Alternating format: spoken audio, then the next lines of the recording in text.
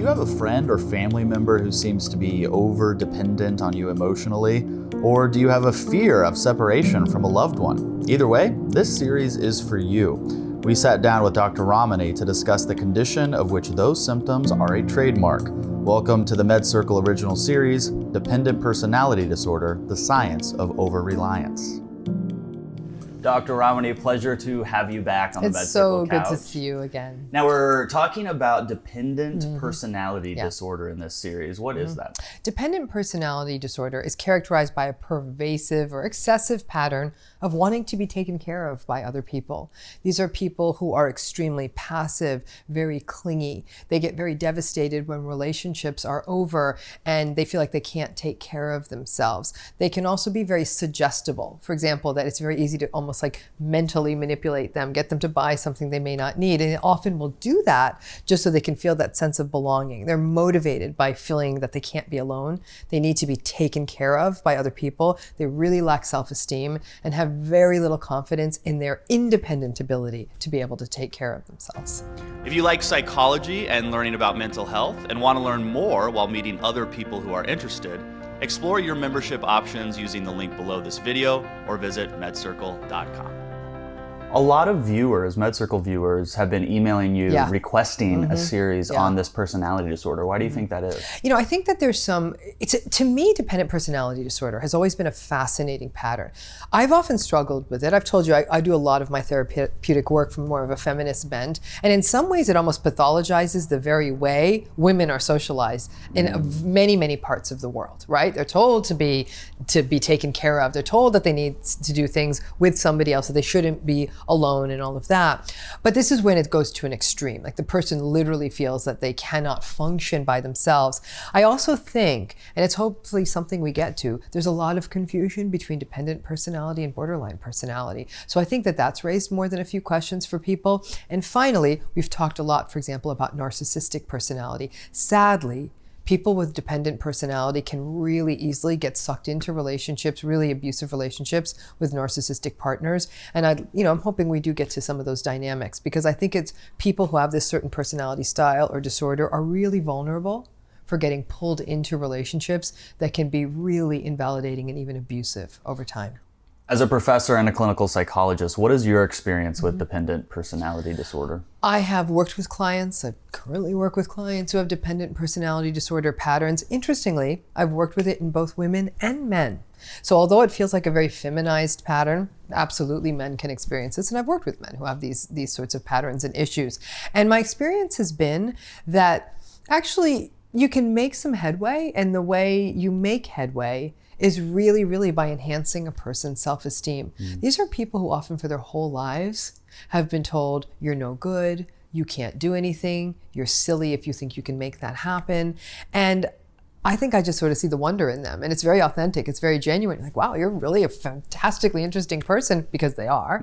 And it's amazing what an awakening that is for them. And for them, that may start making baby steps. They start taking a few more chances. And before you know it, sometimes they're like, okay, maybe I can go back to school and get that degree, or maybe I can try for that promotion, or maybe I can stand up against that abusive partner. That is life-changing. Yeah, you better believe it. So I do think that there's a lot that can be done, but I'm also struck by how paralyzing that this can be too, is that these are really people who are like trembling leaves at time and feel that they have no right to an opinion. And they actually go in and agree with opinions that they absolutely aren't down with, simply because they're afraid of alienating the person with that opinion and being left to be alone.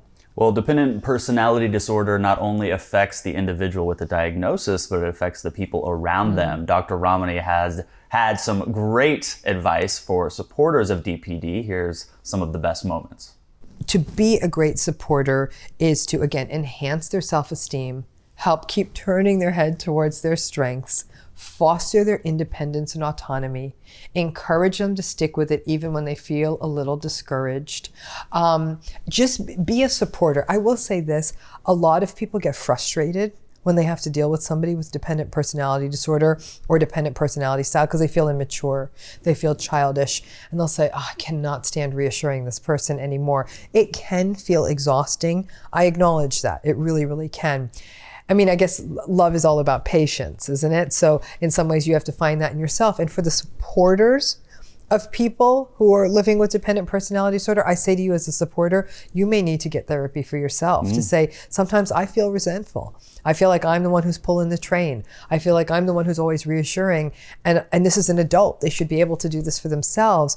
And that if you have a good therapist, they can help you sort of navigate those waters. And sometimes just off-gassing and sharing that frustration can be enough to sort of say, okay, I get it now, and I can do this. But understand that you yourself may be feeling frustrated, and that's really, really normal. Why is it so important to dedicate an entire series to this disorder? Because before MedCircle, I had never heard of DPD. Yeah. And then all of a sudden I got emails and comments and messages, hey, when are you going to do DPD? And now we're here. I do think it's important. Interestingly, dependent personality disorder is one of the personality disorders that the authors of the DSM, the Diagnostic and Statistical Manual of Mental Disorders, are thinking of not carrying forward into the new edition. As you know, I've talked about this a lot on MedCircle. You've got the personality disorder, and then you have the personality pattern. And if that personality pattern is pronounced enough, it's still causing that person problems. So even if this diagnosis is not pushed forward, and it may not be, and for many good reasons, this pattern is still very real, and it still causes problems for many people in many parts of their lives. There's some subtlety to it. And like I said, there's even sort of societal issues around how do we socialize women, especially in various parts of the world?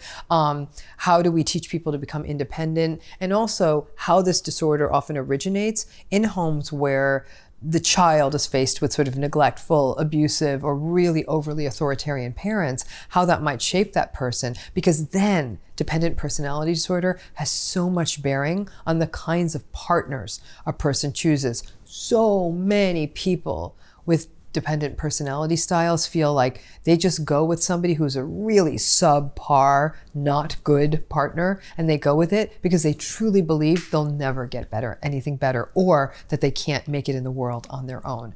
So that to me is where it's so profound, because as you know, I'm a big advocate for people who endure narcissistic abuse. Yes. And this is a group at very, very high risk for narcissistic abuse. So for me, it's something very personal to me, because I really want people to identify this so they may be at less risk of entering into these abusive relationships.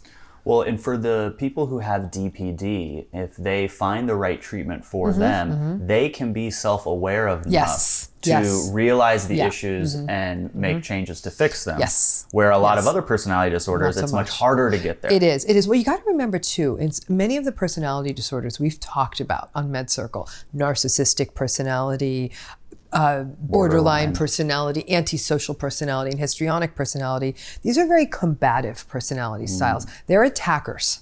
Okay, they tend to antagonize people. They tend to be very difficult. People with dependent personality aren't. If anything, people perceive them as very needy, very clingy. May not be positive characteristics, but they're definitely not hurting anyone, and certainly not hurting anyone intentionally. They may be inconveniencing people with their needs, but as a result, though, because they're not attackers, because they're not antagonizers, I think there's actually a little bit more work you can do with them, because they do have insight and say, yeah, I kind of go along with everyone because I'm really afraid of being left behind. Yeah. This series was such an eye-opening experience for me, because it brought to light an entire, a new perception of personality disorders in general. And I want to share this moment with our viewers. What does DPD look like in a parent? So in a parent who has dependent personality disorder is often going to be, if there's another parent in the house, they're often going to be very reliant on that other parent for making decisions for the family. They're probably very much going to socialize their child to never rock the boat.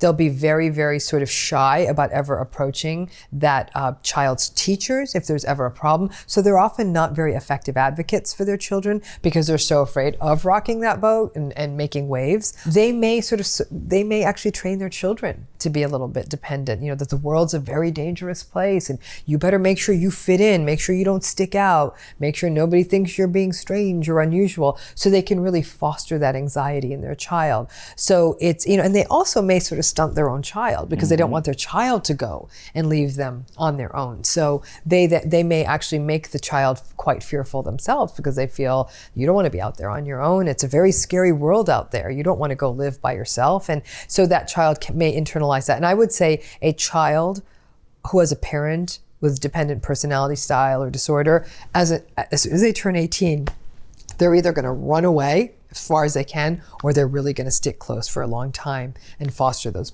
patterns within themselves. What will viewers gain after watching this series? They'll gain a lot. I think one thing they're going to gain is just sort of a sense of what this thing called dependent personality disorder looks like, who is at risk for developing it, ways you can address it in treatment, and the kind of help you could seek out if you yourself believe you might be suffering from dependent personality disorder, or if someone around you may be experiencing these patterns, that you might be able to say, hey, watch these videos. This might really help you get the guidance you need. It doesn't have to be this difficult sort of thing. But I also am hoping we can make some more finer points clear.